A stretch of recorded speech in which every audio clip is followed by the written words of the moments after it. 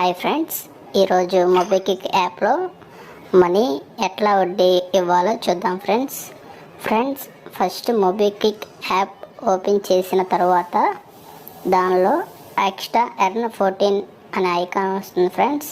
అది క్లిక్ చేయండి. ఓపెన్ చేస్తే దాంట్లో 2 ఆప్షన్స్ ఉంటాయి ఫ్రెండ్స్. ఫస్ట్ది ఫ్లెక్సీ, సెకండ్ది ప్లస్. నేను ఓల్డ్ యూజర్ని కాబట్టి నాకు ఫ్లెక్సీ ఆప్షను ఉంటుంది. ఇప్పుడు కొత్తగా ఇన్స్టాల్ చేసుకునే యూజర్కి ఓన్లీ ప్లస్ ఆప్షన్ మాత్రమే ఉంటుంది ఫ్రెండ్స్. ప్రజెంట్ ఈ ప్లస్ ఆప్షన్లో 4 లాకిన్ ఆప్షన్స్ ఉంటాయి ఫ్రెండ్స్.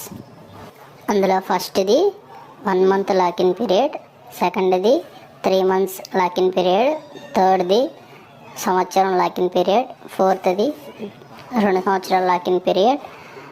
1 మంత్కి 10%, 3 మంత్స్కి 12%, 1 సంవత్సరానికి 13%, 2 సంవత్సరాలకి 14%.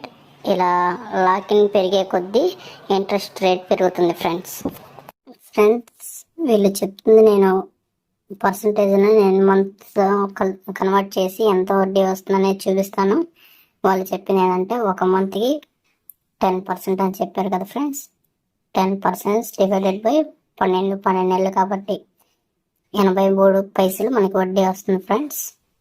ఇంకోటి 3 మంత్స్కి చెప్పారు కాబట్టి 3 మంత్స్కి 12 డివైడెడ్ బై 12, 12 డివైడెడ్ బై 12, 1% వస్తుంది. 1 వస్తుందంటే ₹1 వడ్డీ వస్తుంది. తర్వాత సంవత్సరంకి 13% అన్నారు.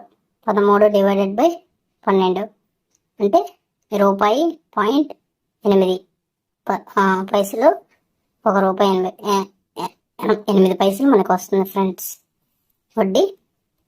ఇంకోటి 24 నెలలు, 24 నెలలు కాబట్టి 14 డివైడెడ్ బై 12, ఇది వచ్చి ₹16 మనకు వడ్డీ వస్తుంది ఫ్రెండ్స్.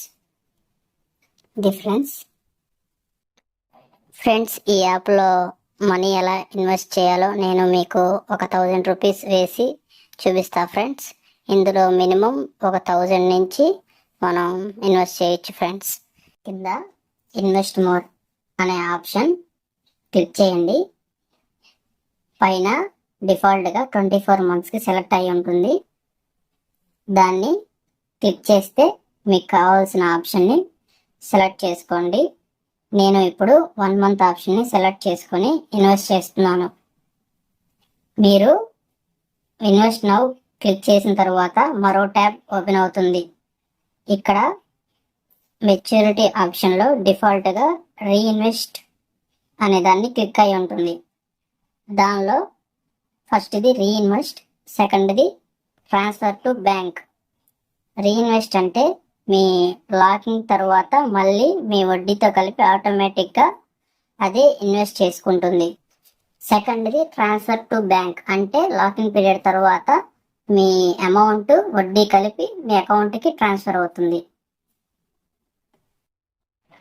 నేను ట్రాన్స్ఫర్ టు బ్యాంక్ అనే ఆప్షన్ సెలెక్ట్ చేసుకుంటున్నాను. నా బ్యాంక్ అకౌంట్ ఆల్రెడీ సెలెక్ట్ అయ్యి ఉంది. నేను నా బ్యాంక్ డీటెయిల్స్ ఇస్తున్నాను.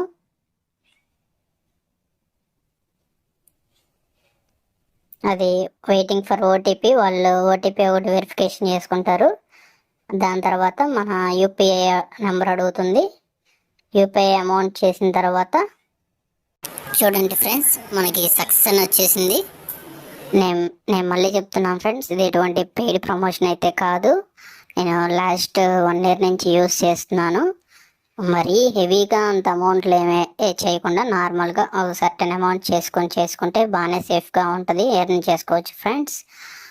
దీని గురించి లాగిన్ ఎలా రిజిస్ట్రేషన్ చేసుకోవాలి, ఎలా లాగిన్ అవ్వాలి స్టార్టింగ్లో అనేది కావాలి అంటే మీరు కామెంట్లో మెసేజ్ పెట్టండి. నేను దాన్ని నెక్స్ట్ వీడియో చేయడానికి ట్రై చేస్తాను ఫ్రెండ్స్.